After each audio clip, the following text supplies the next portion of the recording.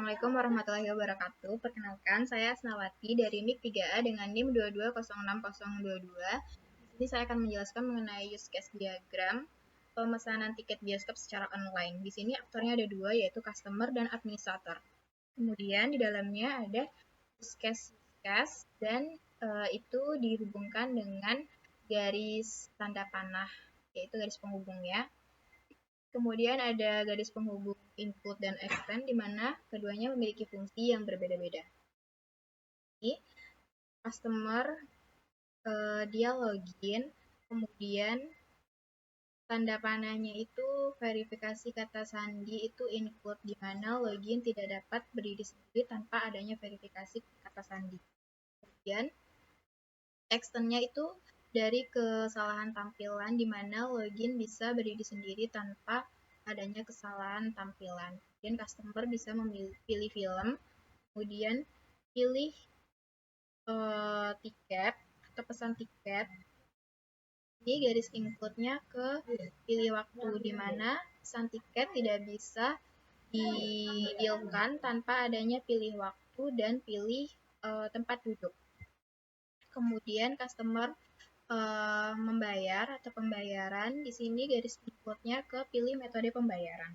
Karena pembayaran tidak bisa dilakukan tanpa adanya metode pembayaran yang dipilih, dan kemudian administrator akan mengkonfirmasi pembayaran. Ini include-nya ke pembayaran.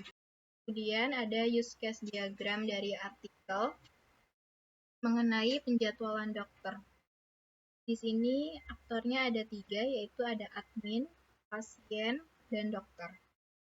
Pertama, admin akan melakukan login, dan garis include-nya yaitu ke mengelola data data admin, di mana admin tidak dapat mengelola data tanpa adanya login.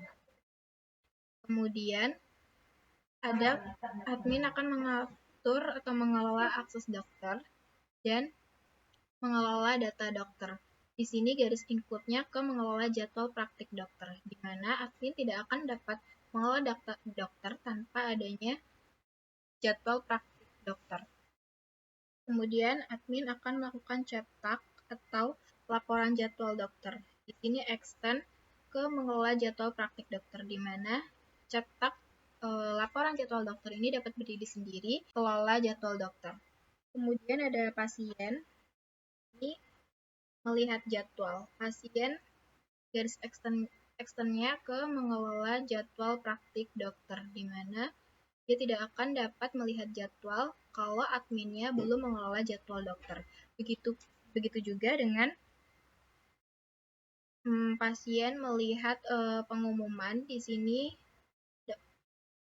melihat pengumuman penjadwalan dokter. Dia tidak akan bisa melihat pengumuman tanpa adanya dokter untuk mengelola pengumpulan jadwal mengenai pengumuman jadwalnya. Kemudian di dokter sini ada login, kemudian ada mengelola perubahan data dokter, kemudian ada dokter di sini akan melakukan login, kemudian ada mengelola perubahan data dokter.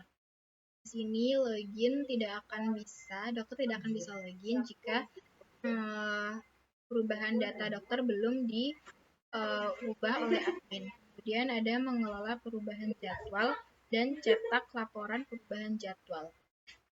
Cetak perubahan jadwal tidak akan bisa jika tidak ada perubahan jadwal.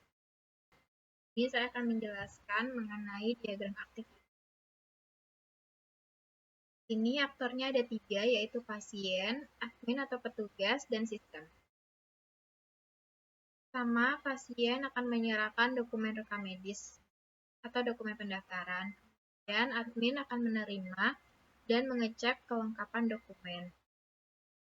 Setelah dicek kelengkapannya, jika iya, petugas akan input username dan password, kemudian sistem akan memvalidasi. Jika passwordnya dan username-nya benar, maka sistem akan mengeluarkan data atau masukkan data pasien. Di sini admin akan input data pasien seperti nomor RM, NIK, atau nama. Kemudian jika sudah, sistem akan memvalidasi inputan data pasien. Jika salah, maka ada kesalahan di inputan data baik nomor RM, KK maupun nama. Jika benar, maka sistem akan mengeluarkan menu pendaftaran ranap dan petugas akan input daftar pasien rawat inap. Setelah menginput data pasien rawat inap, kemudian petugas akan menginput jaminan pembayaran. Setelah menginput jaminan pembayaran, sistem akan memvalidasi data daftar pasien rawat inap dan jaminan pembayaran. Jika benar, maka akan lanjut ke daftar kelas dan kamar. Jika salah, maka akan kembalikan ke petugas. Apa yang salah? Apakah jaminan pembayaran atau daftar pasien rawat inapnya? Kemudian, jika benar, maka sistem akan mengeluarkan daftar kelas dan kamar. Petugas akan menginput daftar kelas dan kamar. Setelah petugas menginput daftar kelas dan kamar, maka sistem akan memvalidasi atau mengecek kelas dan kamar yang tersedia. Jika kelas dan kamar yang tersedia tidak ada, maka petugas akan mengusulkan pilihan lain kepada pasien. Jika benar, maka jika ada, maka di-booking dan dicetak SKP. Terima kasih. Assalamualaikum warahmatullahi wabarakatuh.